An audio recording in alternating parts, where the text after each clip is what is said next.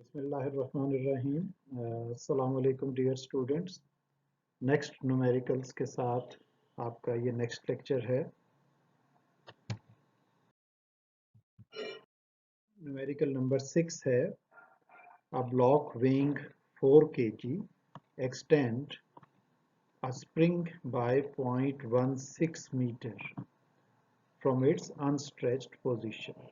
The block is removed and 0.50 kg body is hung. पहले 4 kg की body हंग की हुई थी और उसको हटा के बाद में 0.50 kg की बॉडी हंग कर दी। If the spring is now stretched and then released, what is its period of vibration? तो ऐसे न्यूमेरिकल में आपने यूं करना है कि पहले आप F is equal to k x का फार्मूला लगाएं। F equals to k x, जिसमें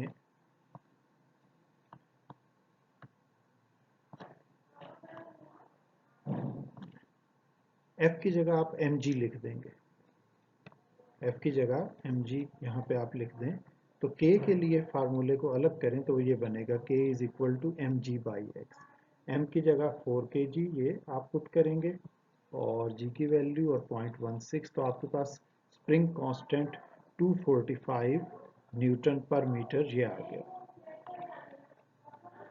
अब आप टाइम पीरियड में मैस ये जो m है ये 0.50 जो बाद में दिया हुआ था ये लेके और k की वैल्यू ये जो ऊपर 245 आई है ये पुट करें तो आपके पास टाइम पीरियड का आंसर आ जाएगा, जो कि कैलकुलेशन के बाद 0.28 सेकंड है।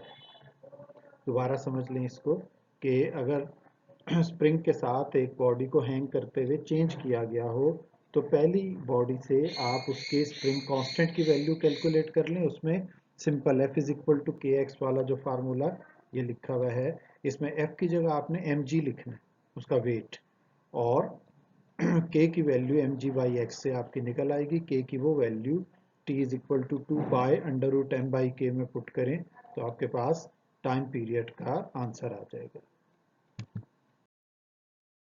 न्यूमेरिकल नंबर 7 है, what should be the length of simple pendulum whose period is 1 second, what is its frequency. दो चीजें फाइंड करनी है।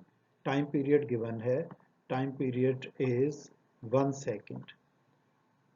डेटा आपने बनाया तो time period 2 pi under root l by g ये फार्मूला लिया, इसको स्क्वायर कर दें, स्क्वायरिंग बोथ साइड्स, और उसमें से लेंथ को फिर अलग कर लें।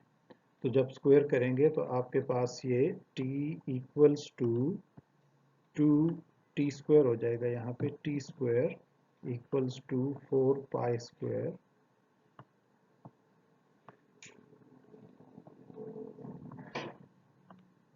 और l बाई जी पे जो स्क्वायर रूट है ये ख़त्म हो जाएगा, तो ये आपके पास यहाँ पे सिंपल l बाय जी। अब यहाँ से आप इसको लेंथ को जब अलग अलग करेंगे तो जी टी स्क्वायर से मल्टीप्लाई होगा। यहाँ टी के ऊपर स्क्वायर डालना भूल गए, मिस प्रिंट हो गया ये, इसको मैं डाल दूँ यहाँ पे T square into ji.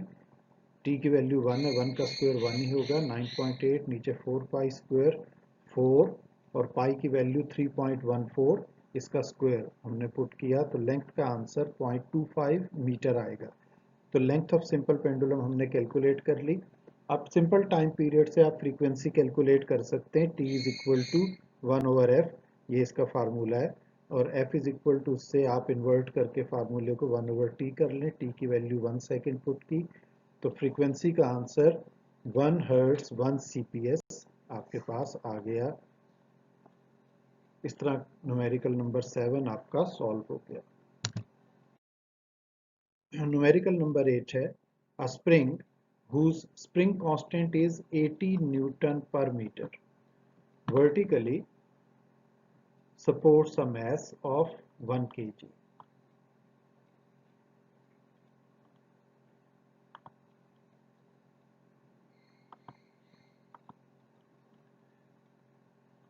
Vertically supports a mass of 1 kg, ये आपके पास 1 kg का mass है at rest position.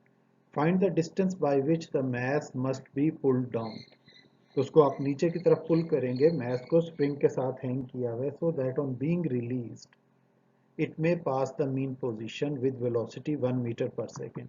तो ये जो velocity given है ये maximum velocity है. जब भी कोई ऑसिलेटिंग बॉडी अपनी मीन पोजीशन या इक्विलिब्रियम पोजीशन से गुजरती है तो वहां उसकी वेलोसिटी मैक्सिमम होती है. तो इस वेलोसिटी को आप देखें v नॉट मैक्सिमम वेलोसिटी कह के लिखा हुआ. तो यहाँ पे आपने इसकी मैक्सिमम डिस्प्लेसमेंट कैलकुलेट करनी है x नॉट. तो v नॉट का फार्मूला है x नॉट अंडर रूट के बाई एम. तो इसको आप क्या करें कि इन्वर्ट कर दें फार्मूले को और फिर x नॉट को दूसरी तरफ शिफ्ट कर दें, या सिंपली अंडर रूट के बाई एम को दूसरी तरफ शिफ्ट कर दें तो ये वहां जाके इन्वर्ट हो जाएगा. अंडर रूट के बाई एम से ये देखें अंडर रूट एम बाई के हो गया. के डिनोमिनेटर में था वो न्यूमरेटर में आ गया और सॉरी डिनोमिनेटर में चला गया और m जो है वो न्यूमरेटर में आ गया. तो x not equals to v not under root m by k. इसमें आपने वैल्यूज पुट की तो आपके पास आंसर 0.11 मीटर ये आंसर x नॉट का मैक्सिमम डिस्प्लेसमेंट का आ रहा है. नेक्स्ट न्यूमेरिकल है numerical number 9. A 8 kg body vibrates simple harmonic motion with amplitude 0.30 metre. Amplitude होता है maximum displacement from mean position. 0.30 metre ये given. The restoring force is 60 Newton. Restoring force is that force which pulls the body back towards its mean position. Find out time period, acceleration, potential energy, velocity at any instant, kinetic energy, potential energy, when the displacement is 12 centimeter. तो amplitude 0.30 है, उससे कम displacement पे 12 centimetre जो कि 0.12 metre बनेगा. इस पे आपने कैलकुलेशन करनी है इन तमाम चीज़ों की, टाइम पीरियड की, एक्सेलरेशन की, वेलोसिटी की, काइनेटिक एनर्जी की और पोटेंशियल एनर्जी की. अब आपने डाटा बनाया. Mass of vibrating body 8 kg, 0.30 metre इसकी मैक्सिमम डिस्प्लेसमेंट यानी एम्पलीट्यूड आ गया. Restoring force is 60 newton. जिस डिस्प्लेसमेंट पे ये सारी कैलकुलेशंस करनी है वो आ गई. स्प्रिंग कांस्टेंट की वैल्यू आपने कैलकुलेट की. यहाँ पे F is equal to k x के फार्मूले से mg is equal to k x. तो आपके पास ये 200 न्यूटन पर मीटर k की वैल्यू जो है वो आ रही है. टाइम पीरियड, एक्सेलरेशन और ये कैलकुलेट करना है. अब आप फार्मूले देखें simple. Time period 2 pi under root m by k. इसमें आपने ये सारी वैल्यूज पुट करी. 2, 3.148 और 200. ये माइनस का साइन गलती से यहाँ पे आ गया, ये नहीं आना चाहिए, आपने नहीं लिखना है इसको. Time is a scalar quantity, उसका माइनस प्लस से ताल्लुक नहीं होता. So time period is 1.3 second. Acceleration का formula minus omega square x या minus k by m into x. तो यहाँ पे आप देख लें के की वैल्यू मैस और एक्स की वैल्यू 0.12 और इसमें माइनस का साइन आता है क्योंकि acceleration is always directed towards mean position. उसको मैग्नीट्यूड में फाइनल आंसर में आप बेशक न लिखें. तो इसका answer 3 metre per second square. बाकी तीन चीज़ें जो कैलकुलेट करनी थी इसमें वो ये हैं. वेलोसिटी को जब हमने इंस्टेंटेनियस वेलोसिटी को कैलकुलेट करना है तो उसका फार्मूला है under root omega x not square minus x square. तो ये k by m into x not square minus x square. इसमें ये सारी वैल्यूज आपने पुट कर दी. एक्स नॉट मैक्सिमम डिस्प्लेसमेंट यानी एम्पलीट्यूड था तो उसको हमने 0.3 लिखा और एक्स जहाँ पे हम कैलकुलेशन कर रहे हैं वो 0.12 था. ये इसका पहले इस ब्रैकेट को सॉल्व कर लेना है आपने कैलकुलेटर यूज़ करते हुए. यहाँ आपको मैं एक इम्पॉर्टेंट चीज़ बताऊं कि जब हम बोर्ड में पेपर चेक कर रहे होते हैं तो न्यूमेरिकल्स में जो अक्सर मिस्टेक्स हैं वो स्टूडेंट्स से इस वजह से होती हैं कि वो अपने ही कैलकुलेटर के डिफरेंट फंक्शंस को नहीं जानते होते. तो ये सारा कुछ लिखा जा सकता है कुछ कैलकुलेटर्स के अंदर और आप एक बटन से उसको कैलकुलेट कर सकते हैं. लेकिन मशवरा ये है कि आप इस ब्रैकेट को पहले सॉल्व करें, ये जहाँ पे कर्सर है x not square minus x square को, फिर इससे जो वैल्यू आए उसको आप के बाई एम से सॉल्व कर लें, मल्टीप्लाई करके और 8 से डिवाइड करके, फिर स्क्वायर रूट आप लेंगे तो आपके पास आंसर 1.4 मीटर पर सेकेंड आएगा।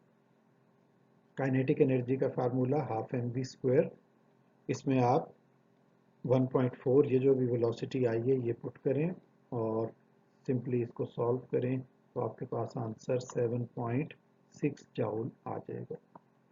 पोटेंशियल एनर्जी का फार्मूला हाफ के एक्स स्क्वायर, एक्स की वैल्यू गिवन थी 0.12 मीटर, के 200 निकला था आपके पास, तो इसको आप इस फार्मूले में सारी वैल्यूज पुट करें तो आपके पास 1.44 जाउल इसका आंसर आ जाएगा।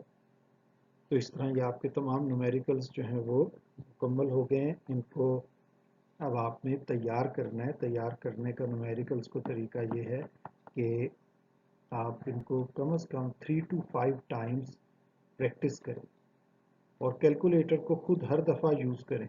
उसको छोड़ नहीं देना आपने कि भाई ये चीज़ें पुट करेंगे, ये वैल्यूज़ पुट करेंगे तो ये आंसर आ जाएगा। तो होप कि आपको ये तमाम चीज़ें समझ आ गई होंगी। फार्मूलों को याद करें इस चैप्टर के तमाम, और उसके बाद जो है ये न्यूमेरिकल्स आपने सॉल्व करने। Question number 10. Find the amplitude, frequency and the period of an object oscillating at the end of a spring if the given equation for its position at any instant t, equation given है, x की equation है, ये x इधर लिखा गया है, तो ये अगर समझना हो तो मैं x इधर लिख रहा हूँ, ये बुक से भी आप न्यूमेरिकल पढ़ लें। तो ये x equals to 0.25 cos of pi by 8 into t. Find the displacement of the object after 2 seconds. इस टाइम के बाद, इसको इंस्टेंटेनियस टाइम कहते हैं, स्मॉल टी से लिखा है ये। फ्रीक्वेंसी भी कैलकुलेट करनी है, टाइम पीरियड भी, और इसमें ये डिस्प्लेसमेंट भी। इसको आप जनरल इक्वेशन बना लें, x equals to 0.25 cos of pi by 8 into t, इसको इक्वेशन 1 कह दें। जनरल इक्वेशन ये है कि x is equal to x not cos of omega t होता है। तो आप देखें 0.25 की जगह यहाँ पे x नॉट है और पाई बाई 8 की जगह यहाँ पे ओमेगा है।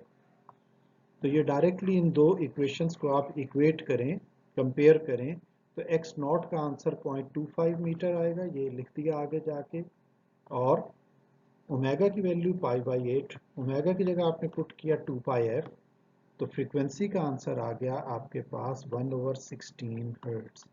ये, और टाइम पीरियड कैलकुलेट करना है तो इसको इन्वर्ट कर दें, टाइम पीरियड फ्रीक्वेंसी का इन्वर्स होता है, t is equal to 1/f, तो टाइम पीरियड आ जाएगा 16 सेकेंड।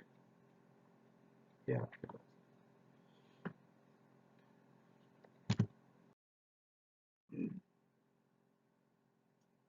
अब इसमें आपने x कैलकुलेट करना था, तो x की equation 0.25 cos of pi by 8 into T में t की वैल्यू 2 सेकेंड पुट कर दें, तो 2 8 को कैंसिल करेगा तो ये 4 हो जाएगा, pi by 4, pi by 4 45 degree होता है, तो कॉस 45.707 होता है, कैलकुलेटर से चेक कर लें, इनको मल्टीप्लाई करें तो आपके पास x का आंसर 0.18 मीटर आ जाएगा।